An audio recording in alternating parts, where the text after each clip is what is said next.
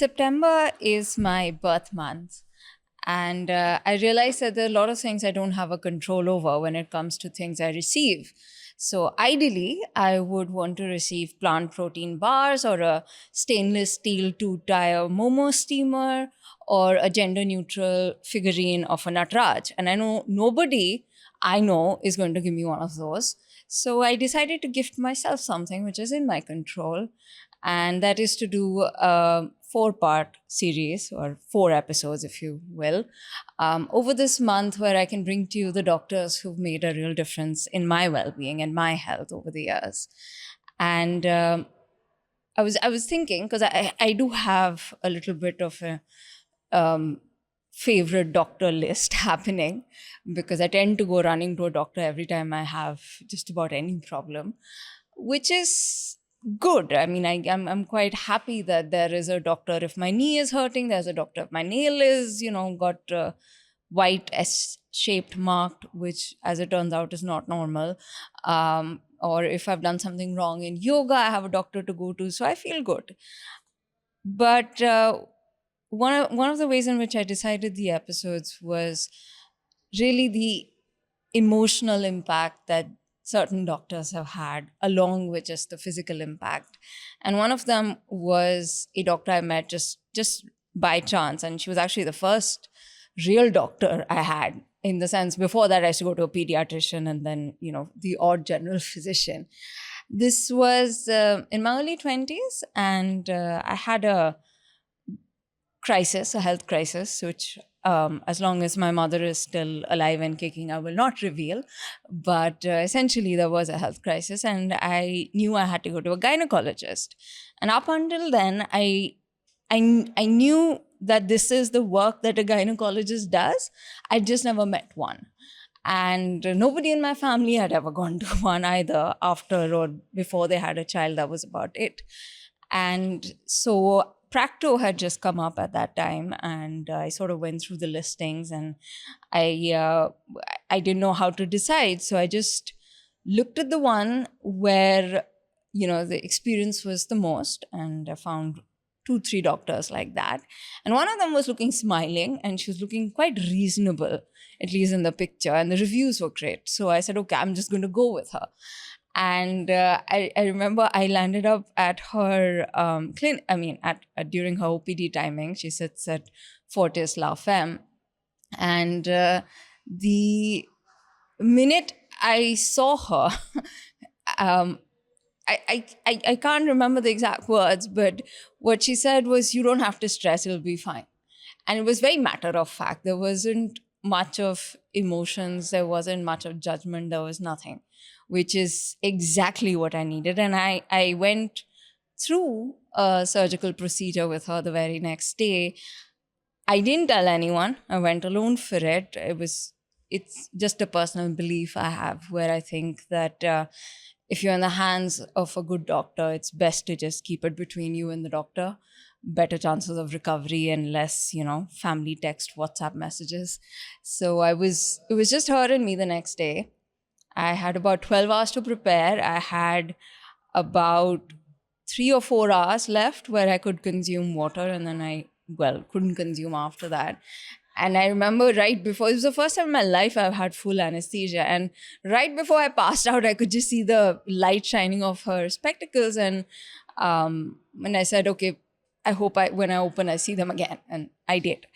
And she's been my gynecologist since then. I mean, there's nobody else I would wish to go to, because you just develop that sense of trust.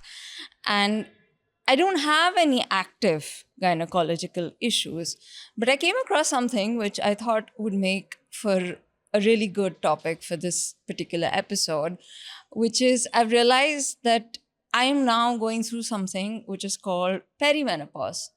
And another gynecologist had sort of pointed this out to me, because we were just having a discussion, and I was giving her some inputs about what I'm experiencing. And she said, "Oh, well, you have perimenopause." And I said, "No, I don't have any menopause right now." And that's when I discovered that there is something before menopause, and what you do during this time or what you don't do during this time does make a difference to what you're going to go through during and after menopause.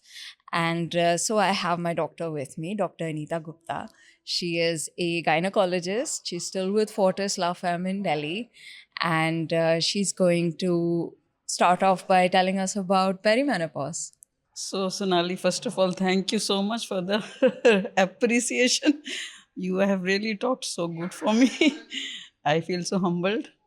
And thank you for calling on your show to discuss such a, it's a very important topic, perimenopause. A lot of girls are not aware of it, and it's good that we are discussing about it. So, what is perimenopause? Basically, perimenopause is the transition phase of a woman's body before she really reaches the menopause. And during this time, there is a hormone, estrogen, which is a very important hormone of a woman's body. It keeps fluctuating. Fluctuating means that it keeps dropping in between. So, because of the dips in its levels, we get some symptoms, and by which we realize that this girl or this woman is undergoing perimenopause. You mentioned my nemesis in all of this, which is estrogen. I hate it. It's the reason for all my problems, social, professional, you name it. Um, can you explain a little bit more about estrogen? And there is a certain interplay between estrogen, its levels, and the other four hormones as well in our body. So if you could just walk us through the hormonal health maze. So, basically, there are four main female hormones: FSH, follicle stimulating hormone, then LH, which is a luteinizing hormone. These two are released by our brain.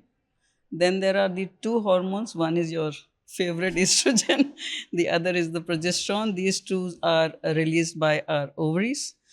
And every woman has a small amount of the male hormone as well, which is testosterone. So testosterone actually doesn't play a big role, but if its levels are raised, then of course it can create problems in a woman's body. Is that why we have hair growing on us? Not exactly, but yes, if the levels increase, Yeah. those things can, like, you Oh, can okay. get facial hair and all All that. right. So now estrogen is the most important hormone for a woman's body. Maybe it's troubling you, but it's also protecting you. I know. It's protecting your heart, it's protecting your bones, it's protecting your hair. Because when it drops and there's no balance between the other hormones, you start getting the problems which, eventually end up into the problems of the menopause. So, before the perimenopause, there is a big balance between all these four hormones, which, give a proper menstrual cycle, a proper ovulation, the proper conceptions. So, the balance has to be there between these four. You had once taught this to me a couple of years ago. How during our 28-day cycle, what happens to the levels of estrogen and progesterone? And I actually don't think a lot of people really know it. So if you could just tell us a bit about, how these hormones go up and down and how it eventually leads to a release of egg. So it's more of a medical this thing. I don't think it will really help It the general helps me. public. But first the estrogen increases, then Yeah. the progesterone increases, and after that, in a particular amount of increase in the progesterone, your endometrium sheds. It's like that. So if your estrogen keeps on increasing and the progesterone doesn't balance it, then your cycle gets delayed, your endometrium keeps on building, and finally when you bleed, when the endometrium is shed because it's too thick, you get those heavy menses with cramps, pain, and all that. So basically, it's good that you asked. So if somebody is having heavy menses with clots and with a delay in the cycles, don't think that we can just sit over it. Better to see a gynecologist. Maybe there's an underlying hormonal imbalance which needs to be corrected, maybe with simple medication only. Yeah. So estrogen is the hormone which says goodbye, and slowly exits during perimenopause. I'll say it's farewell party is happening inside of me right now. How do I ensure its loss is not felt too profoundly by my body? Uh, so basically, see, it's physiology. God has made our body in such a way that gradually our body will accept the changes. So it's a gradual process. Unless and until for some reason one has to undergo removal of both ovaries, it's a sudden cut off there. Otherwise, it's a gradual process. Slowly your body gets used to it. And The reason I'm asking is because very often when they say that women are more at risk to heart disease or more at risk to diabetes or blood pressure, and all of this tends to happen around menopause, um, is there a linkage in, managing your health during perimenopause, and, what are the outcomes during menopause? so, yeah, you're correct. There is definitely a linkage. So, as I was saying, if your body is taking it gradually, physiologically it's accepting, and then you may not get any symptoms. But suppose you're getting symptoms like excessive bone aches, or maybe you realize that your BP has started coming up. Maybe then it's the time to meet a physician and a gynecologist both, because then, of course, when patients come to me at that age group, I will definitely try to look at the levels of her hormones, and if required, I'll give her hormones as well. So it's important to understand. Yeah. And you know, I know that the Indian woman does have a tendency to menopause early, but are we also going through the cycle even earlier now? I mean, is it ending even before? No. I think in the urban class, the age is gradually increasing. I mean, I've seen women who That's not eventually good get news. menopause You mean 54, it's for longer now? 54, 55 years. Initially, it used to be just 45, and we used to feel कि okay, अब तो menopause हो ही जाना है. But now till 54, 55, if a girl or a woman is menstruating, everything is fine. We still wait. We don't feel that it's not normal. Right. So, but yeah, in the villages, still I have seen, the incidence of a early menopause is more as compared to And what links it? Like, at what point does your I body think, decide enough is enough? I think it's a genetic factor, first of all, because if your mother, grandmothers have had early menopause, there is a possibility that you will also have early menopause. Secondly, I think the lifestyle, everything is changing. So more you go into urban area, more educated you are, and you take care of your health. So I think that's why the age is. You told me last time you're so stressed all the time, you're getting it early. You predicted it. Suppose I get it too early. What is too early Say according to at you? 42. Say at 42 42, is not too 43. early. That's not too early. Too early is less than 40. Okay. But suppose in your early 40s. Early 40s is an early menopause, yes, but not a too early. I would like to wait, see how your body behaves with this dip in the estrogen. So basically, if you get a menopause, it's not necessary that the estrogen will fall immediately. It may take its own time to gradually come down. So after 45, we actually don't worry too much. Between 40 and 45, of course, we like to just wait. I would actually like to wait and watch, not jump on giving a hormone. Which is, I think, what I've always liked about you. You. I mean, I don't know how many ultrasounds I did before you were convinced that, this is what the case it is. And in fact, I remember once I didn't have my period for about a month and a half. And I couldn't have been pregnant. I was like, it can't be unless, I've had some divine pregnancy. It's impossible because I haven't had sex. And you said, no, you still do an ultrasound. You still get the blood test done just to check. And we did, because it did look at some point like an ectopian pregnancy in the ultrasound. So we did double check. And I think, it is actually worth doing that somewhere. So Sonali, don't take it on any personal thing. Yeah. Now I know you, but if a patient walks into my clinic once or twice, how do I rely that whatever she's saying is correct? Mm. If I rely and actually there's a pregnancy sitting and I keep on treating her otherwise, then No, I I'm not understand. doing the correct No, I treatment. understand. Yeah. It's horrible, doing the ultrasound, but and waiting for an ultrasound. But it's worth it to actually have conclusive proof Yeah, of yeah. something. Now, there's something else you mentioned to me when we were discussing perimenopause in your clinic. You said vitamin D and um, bone health. How is that affected during perimenopause? Yeah. So the as I told, estrogen protects our bones. So once the estrogen starts falling, our bones density starts also falling. So many times after 45 years, I have suggested that as a routine, one should go for a bone densitometry. So if we feel that yes, the density is not so good, then better to start the treatment then.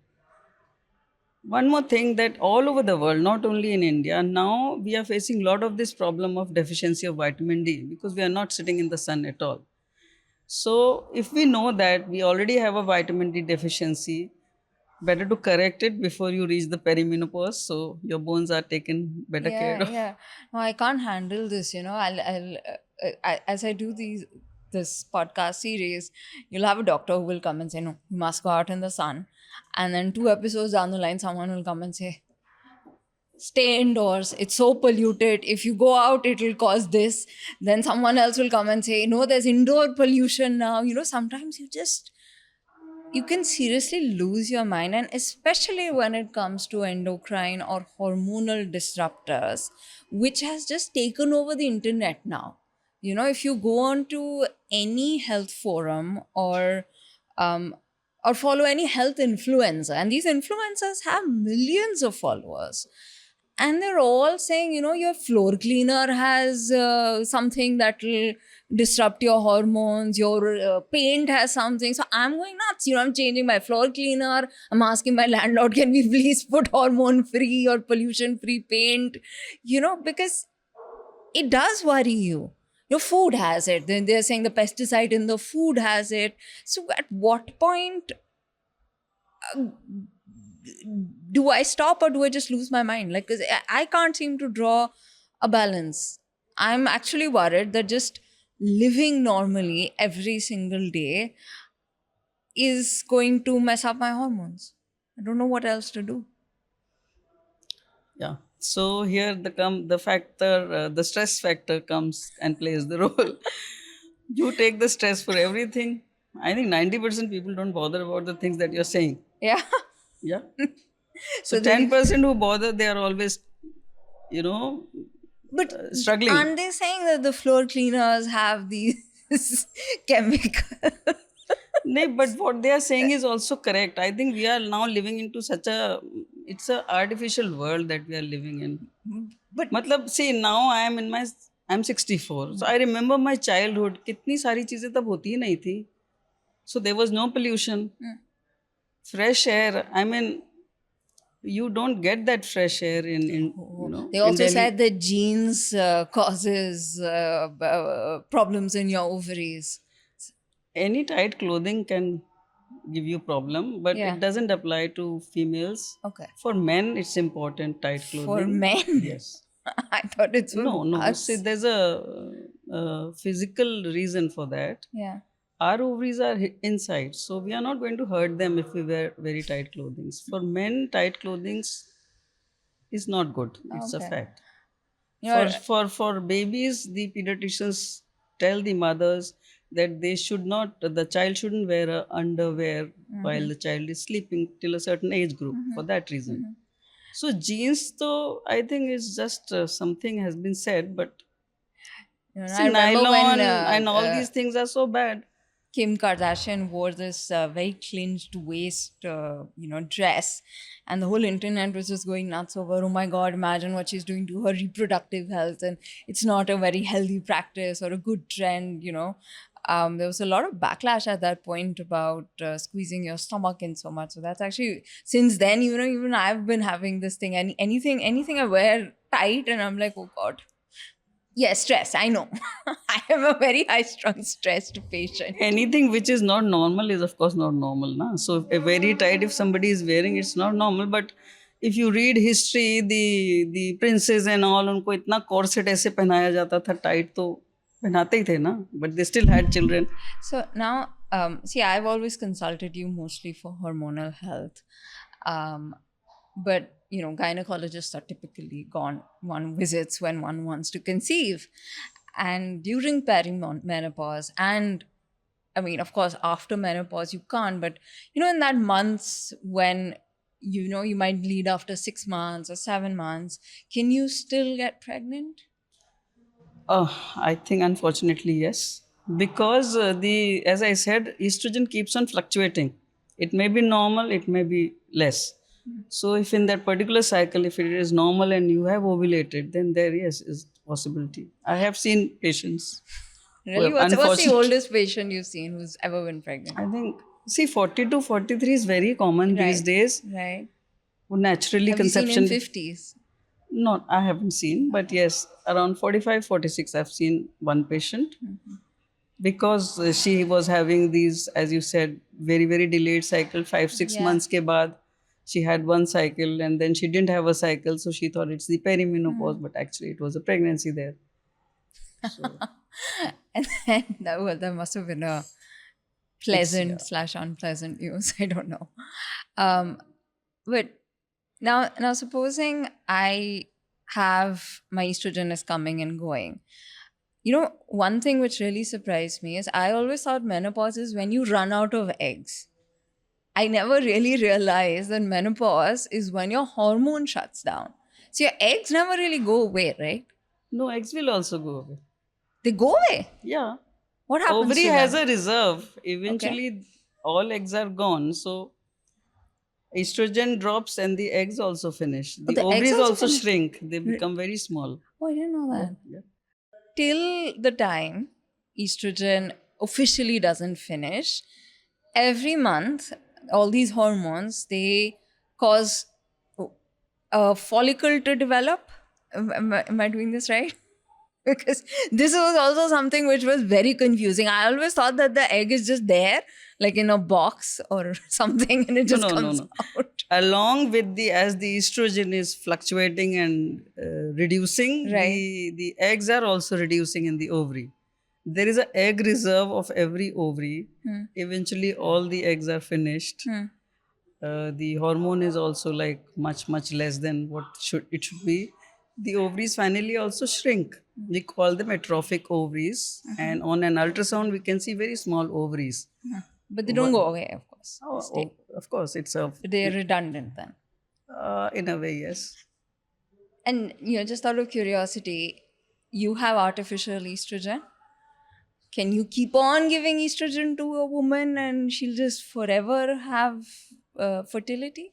No, No? that's why I was saying the ovary has its own reserves. Ah. If the eggs are gone, the estrogen are not going to regenerate the ovary. Oh, They'll help in protecting you or your body, but at the same time the estrogen then starts giving you the negative effects as well. So these days we are very careful when it comes to giving estrogen as a therapy. and what are these negative effects? So estrogen unfortunately has a bad effect on your uterus, on your breast, which can lead to changes towards cancer. Okay.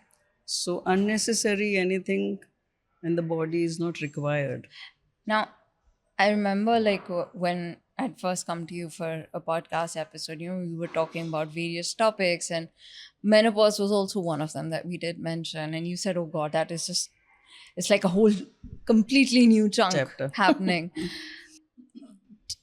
And actually speaking, if I ask my mother, and she maintains this, she never knew what it was also. I mean, that's how little knowledge one had, say, 50 years ago. Or, okay, now mama's not that old. Say, 20 years ago. All right. Do you think the knowledge has increased at all? Do you think we're at all prepared for what we're heading for? At least what I'm heading for. I might be over prepared, but No, but again I'll say in the educated females they are well aware. In the metro cities, they are quite aware and stressed like you are. A lot of women are actually stressed ki Yeah. period those mahine they didn't get for 2 months and they'll come, am I approaching menopause? No, I have done so many tests for these women, the hormonal test, to be sure whether it's menopause or not, are they approaching menopause or not. So I think awareness is definitely there. And still our the rural area, the Yeah, women are, I that's, think they are so much worked up in their own family life. They take it as something which will just come and will handle it. yeah. And, one last thing, that when one is going through perimenopause, for example, and you choose to self diagnose, which is very easily done. Like, I can book a test for myself in the next 15 minutes over here only. Some nice lab bhaiya will come, take my blood, and give me the report. And very often, what they do is they will give you a range, and then they show you the reading of the hormone, and it's that range. But that range has to be calibrated based on the day of your cycle, right? Which I won't know. So I know a lot of people are doing this, like they're sort of, checking if they have perimenopause or not. But the labs do not correlate that for you. That's actually for a doctor to do. So how dangerous is that to start, sort of self-diagnosing what you're going through? So self diagnosis, if you are going to a doctor and showing the report, then I think you'll get the No, correct no, using your information. mind and So chat then you won't be AI. able to understand, because there are three phases of a cycle: follicular, then ovulation, and then the last phase. So you do not know how many days it's like that. It's written early follicular. So of course you are going to misdiagnose, and then maybe have more stress, and then maybe you're not having a perimenopause. And My husband deleted all the lab apps from my phone. He's like, I'm not trusting you. no, so stress will give you a delayed cycle as well. I know. So if you feel that you're having a perimenopause and you're stressed, your cycle will be further delayed and self-diagnosis will be further confirmed by you. We are going to end this episode with something I have to tell you. Hearing so many times that stress is causing me problems has started to give me its own stress. So now I start getting stressed that I am stressed, which is not helping anything either.